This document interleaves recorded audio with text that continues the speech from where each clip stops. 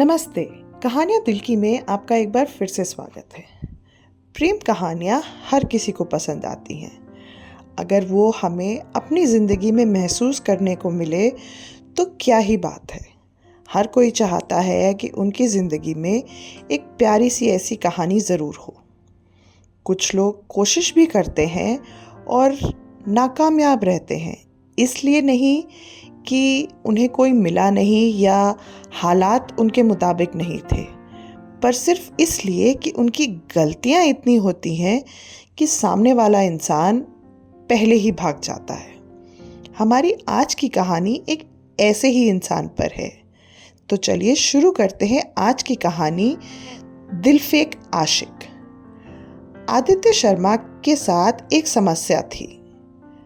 कोई ऐसी समस्या नहीं कि जो आपको जेल या कर्ज में डाल दे, बल्कि एक बेहद शर्मिंदगी भरी आदत।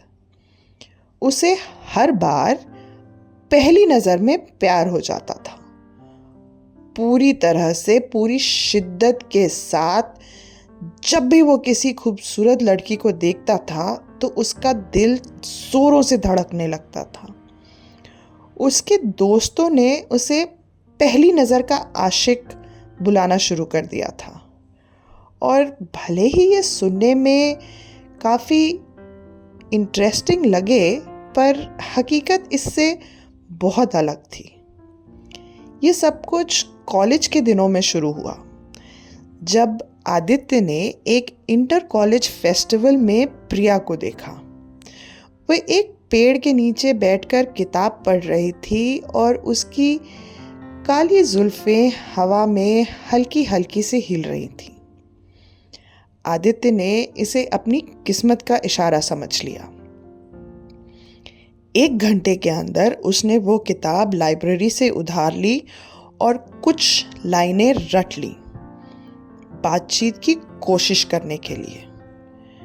प्रिया उसकी बातें सुनकर थोड़ी प्रभावित हुई, लेकिन ज़्यादा वो हैरान हुई, और वो बीच में ही उठकर चली गई जब आदित्य ने शेक्सपियर को पूरे ही गलत संदर्भ में सुनाया।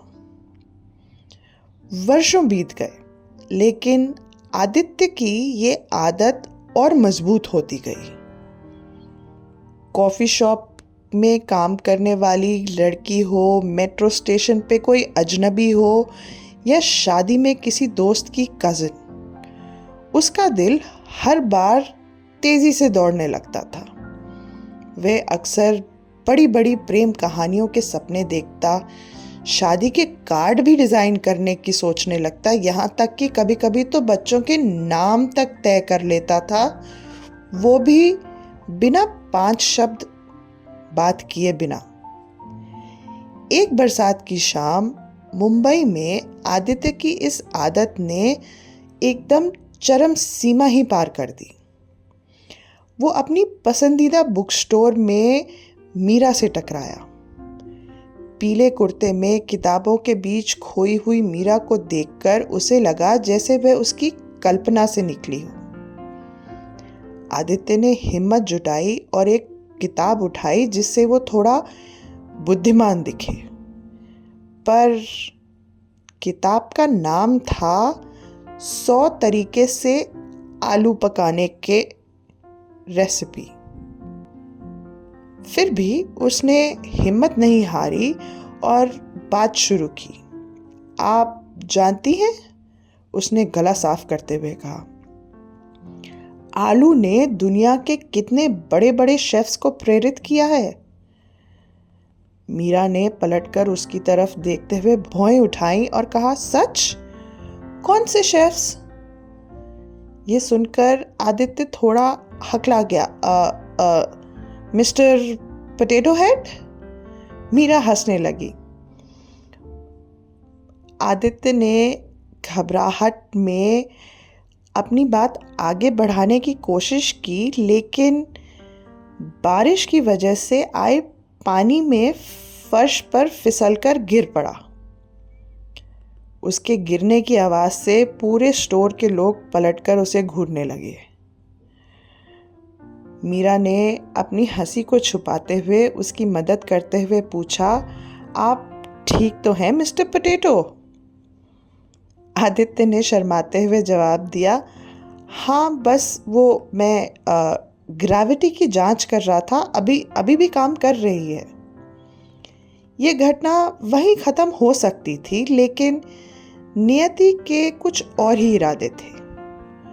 2 दिन बाद एक हाउस वार्मिंग पार्टी में उसका सामना फिर से मीरा से हुआ।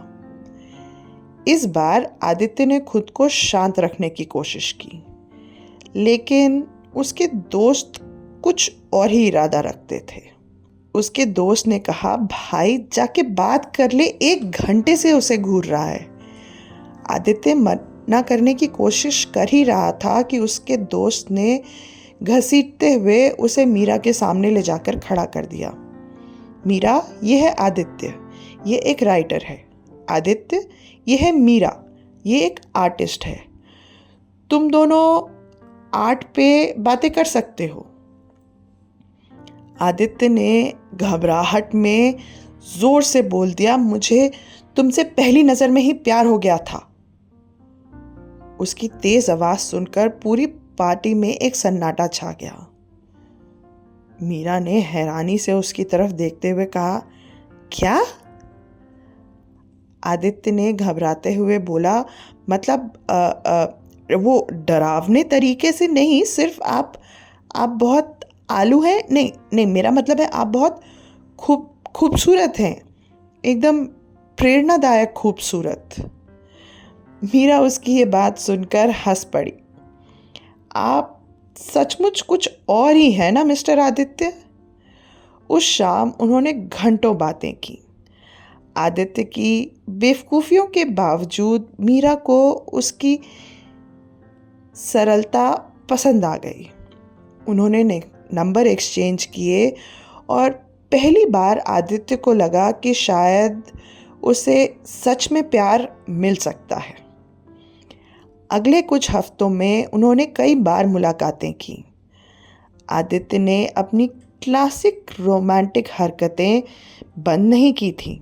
कविताएं लिखना, प्लेलिस्ट बनाना, यहाँ तक कि खाना बनाने की भी कोशिश की, जिसमें उसके घर में एक छोटी सी आग लग गई थी, वो भी आलू बनाने में। मीरा को उसकी ये छोटी छोटी हरकतें अच्छी लगती थी, पर धीरे धीरे आदित्य की ये ओवर रोमांटिक आदतें उसे एक तरह की घुटन महसूस कराने लगीं। वे हर छोटी बात पर लंबी लंबी कविताएं भेजता। उनकी 1 महीने की सालगिरह के लिए उसने कैंडल लाइट डिनर और वायलिन बजाने वाले संगीतकार तक बुला लिए। आखिरकार मीरा को कहना पड़ा, आदित्य, मुझे तुम्हारा इस तरह से केयर करना पसंद है, लेकिन ऐसा लगता है कि तुम मुझसे ज़्यादा तुम्हारी ज़िंदगी में होने के विचार से प्यार करते हो। सब कुछ बहुत ज़्यादा और बहुत जल्दी हो रहा है। आदित्य का दिल जैसे टूट सा गया हो। उसने सर झुकाते हुए कहा, मैं बस अगर मैं सब कुछ तुरंत और बड़े रूप में व्यक्त नहीं करूँगा तो मुझे लगता है जैसे ये पल खो जाएगा। ये सुनकर मीरा मुस्कुरा दी। प्यार हमेशा बड़े बड़े इशारों के बारे में नहीं होता। कभी कभी ये सिर्फ साथ होने और धैर्य रखने का नाम है। मुझे तुम पसंद हो आदित्य, पर थोड़ा धीमे चलो और खुद को थोड़ा रोक लो। उस दिन के बाद आदित्य ने खुद को बदलना शुरू कर दिया। अगली बार वो सिर्फ एक गुलाब लेकर गया, पूरा गुलदस्ता ले जाने की बजाय। वे मरीन ड्राइव पर बैठे और चुपचाप सूरज को ढलते हुए देख रहे थे।